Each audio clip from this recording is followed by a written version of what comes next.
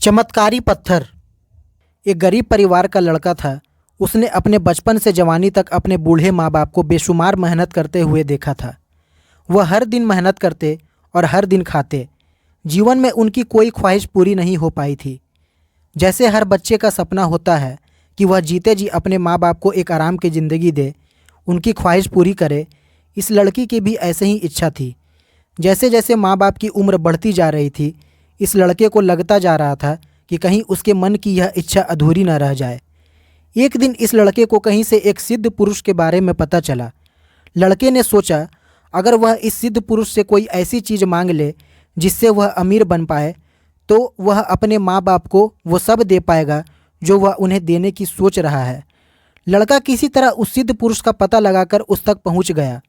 उस सिद्ध पुरुष की सेवा करने लगा। काफ़ी दिनों तक उस पुरुष की सेवा करने के बाद सिद्ध पुरुष ने उसे ऐसा करने का कारण पूछा। तब लड़के ने सिद्ध पुरुष को सब कुछ सच सच बता दिया।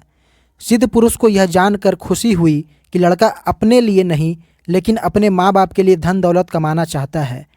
इसलिए सिद्ध पुरुष उस लड़के को एक नदी के किनारे लेकर गया। सिद्ध पुरुष ने लड़के से कहा कि मैं चाहूँ तो तुम्हें एक चुटकी में अमीर बना सकता हूँ, लेकिन अगर ऐसा हुआ तो तुम इस तरह मिली धन दौलत की कीमत नहीं समझोगे। इसलिए मैं तुम्हें इस जगह लेकर आया हूँ।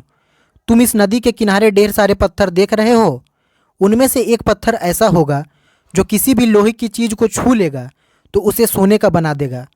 तुम्हें बस इतना करना है कि उसे ढूंढ कर निकालना है और अपने सारे सपने पूरे कर लेने हैं। लड़का सिद्ध पुरुष की बात सुनकर खुश हो गया।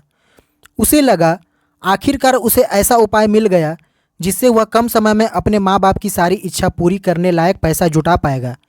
सिद्ध पुरुष के जाने से पहले लड़के ने पूछा कि वह बाकी पत्थरों में से इस पत्थर को अलग कैसे पहचानेगा।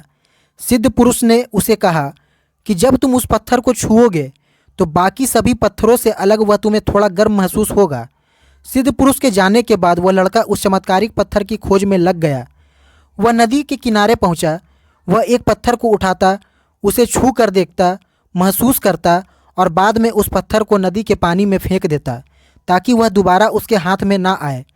वह उस दिन कई घंटों तक यही काम करता रहा, लेकिन उसे वह पत्थर नहीं मिला।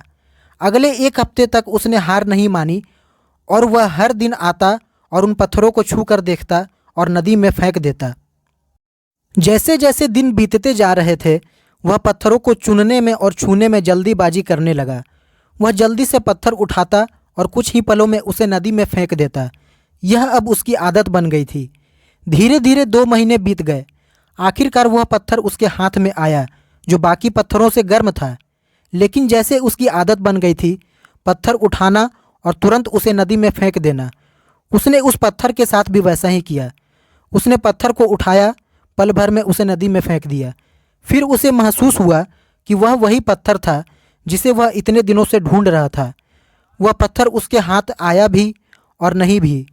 उसे अपने आप पर, अपने उतावलेपन पर और अपनी लापरवाही पर बहुत गुस्सा आया।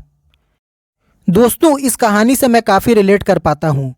आप कर पाते हैं या नहीं मुझे पता नहीं। अगर हम अपनी ज़िंदगी में आने वाले हर एक दिन को उस पत्थर की तरह देखें तो क्या हम भी उन्हें ऐसे ही बिना जांचे, बिना उनका अच्छे से इस्तेमाल किए वेस्ट नहीं कर रहे हैं? क्या हम हर एक दिन को कुछ नई चीज़ सीखने के लिए खर्च करते हैं? हम हर दिन को हल्के में लेने लगते हैं और कभी कभी हमें मिल रही बड़ी अपॉर्चुनिटी को भी हम हल्के में ले लेते हैं और फिर हम कभी सफल नहीं हो पाते।